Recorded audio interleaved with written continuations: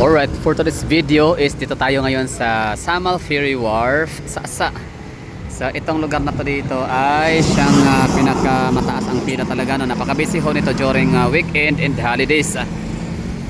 So Samal Wharf, no? So dito sa area na to dito or Davao City, meron kaming tatlo, no? At least tatlong pangunahing port patawid sa Island Garden City of Samal and vice versa. So ito yung una sa Wharf Ferry or Samal Ferry Wharf. Pangalawa, meron doon sa may public market sa unahan. Meron doon naman doon bangka lang, no, yung mga lancha, yung bawal ang masasakyan. Tao lang talaga. Bisikleta. So nakakatuwa. At sa pangatlo pala doon Davsam. Pupuntahan natin yan mamaya. Yun, no, ganda ng taxi.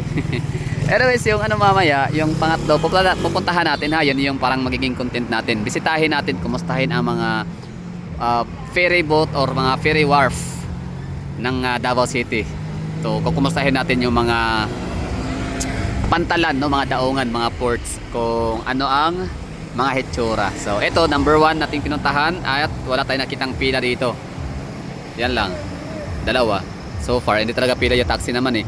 So ano yan, eh, taxi lang yan, hindi siya papunta doon. So far walang laman, walang tao masyado, no. O may mga galing sa Samal, so papunta sila ng Davao City. Yan, marami sila. Tatanungin natin sila kung sila ba ay taga Davao, taga Samal. Okay. Excuse me, ma'am, Happy New Year. Taga Davao mo, no? Davao, Samal. Sige ka mag Samal. Sa Samal ka mag New Year. Davao. Okay. So si ma'am, no, taga Samal. So napakabihira kasi natin makita ng mga taga Samal na pupunta ng Davao para mag New Year. Mostly kasi mga nagtatrabaho, naninirahan sa Davao City na taga Samal o umuwi sila ng Samal. Wala lang, tinanong natin si ma'am. So ngayon naman ay pasukin natin ang loob area. Walang tao, no? Walang masyado. Pero tinanong ko sila, ha, ngayon doon ako galing sa loob at tinanong ko yung babae doon sa may cashier area, yung checker, na kung sila ba ay bumabiyahe hanggang anong oras. So sabi nila 24 hours so talaga itong Samal Ferry Wharf sa may Sasa. Wala silang hintuan. Kaso nga lang, kapag kakunti na yung mga sasakyan, medyo mapapatagalan na makaalis yung barge kasi meron silang inaantay na loading capacity. Parang gano'n, no? So, siguro at least mga 10 kasasakyan. So aalis na yan kahit hindi puno. So ingat tayo sa daan sa mga taga Davao City ngayon. Ingat tayo sa kalsada natin kasi privilege day, walang huli, walang mga CTTM, kaya ang mga tao ngayon mga magpapatakbo, sky is the limit. Ito area na to dito, maraming mga speed gunner dito. Di ba, yan, sige, mag New Year kayo sa ospital. Oy, may namatay, ha, sa Talomo Bridge sa may Coastal Road Junction 1. Pero di ko sinabing sila abusado sa pagpatakbo, pero di natin alam, di ba? Kasi ang takbo doon dapat nasa 60 kph lang. So ang nangyari, di natin alam bakit ganoon. Pero mostly talaga sumisimplang dyan. Kasi nga dapat slow down lagi. Gaya nyan. Sige. Di ba, privilege day kasi ngayon. Iba talasing. So walang huli ngayon. Walang mga naninikit. Na mga taga City Temo, kaya takbong walang kamatayan ang mga ngayon dito. Karamihan na na-observe natin dito. Kaya sa mga mga pedestrian, mag-ingat kayo sa pagtawid, huwag pa kumpiyansa. Kahit pa sabihin natin na sa Davao City, strictly prohibited yung pagpapatagpo ng lagpas sa KPH. Itong kalsada na to dito, ang assigned dito na KPH ay 40 km/h lang. Pero kita nyo yung mga sasakyan, ang lalakas magpatakbo. So ito yung ganap sa loob, walang tao, walang katao-tao, walang nakapila. And of course, siyempre, para saan ba, no? Alas 10 na nga, mag-alas 11 na. So ibig sabihin, ang mga tao ay nakatawid na sa Samal Island. So kung meron mang papasok dito, so far wala talaga tayo nakitang pumasok na sasakyan dito. So dito lang alam, no, kung itong mga tao paano sila makatawid ngayon agad-agad. So maaaring may aabutan dito na mag New Year sa pantalan. So ngayon, puntahan natin ang Davsam, palengke public market ng ng Sasa. Merong terminal doon, merong pantalan. Tingnan natin kung meron bang mga bumabiyahe pa ba. Pero I doubt, parang wala na yata kasi pagkakalang ko hanggang alas 9 lang yun doon. Kasi kung meron pa naman sanang doon, mga lancha, di sana itong mga tao dito na naglalakad, sasakay papunta sa kabilang isla, di sana doon na lang dumaan. Kasi doon wala antayan.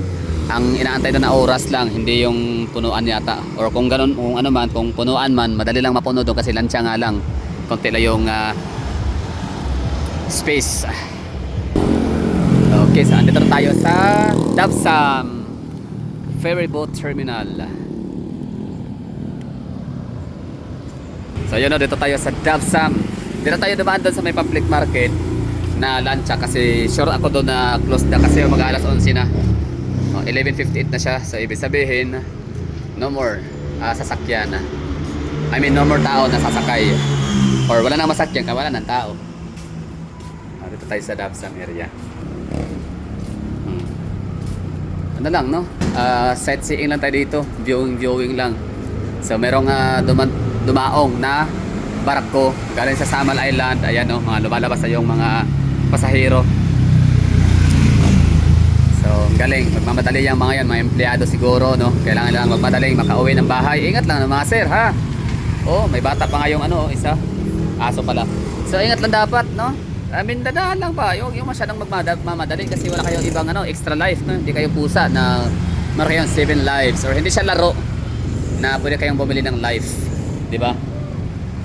So, yun na, di na tayo didiretso doon. Pinakita ko lang sa iyo yung lugar, yung galaw. So, dito sa Davsam pala, in fairness, mas marami ditong mas maraming sasakyan na dumadaan kumpara doon sa Ferry Wharf. Pero in fairness kasi dito, mas mura kasi kumpara sa Ferry Wharf. At saka, maliban sa mas mura dito, ano kasi to parang government Davao Samal.